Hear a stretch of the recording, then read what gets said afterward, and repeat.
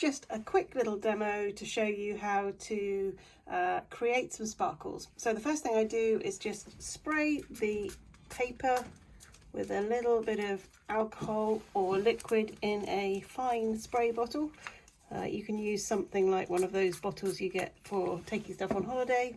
And then I take a sharp knife and I just put a few little sparkles of light by scraping the pastel off so that it creates these lovely sparkles on the water. And you can experiment with that for trees, foliage, and wave crests like that. It's great fun, and the liquid resets the little sparkles onto the paper. And if you're worried about any of them dropping off, you can actually cover them with some greaseproof paper and just roll them into the paper to make sure they're extra secure on the paper.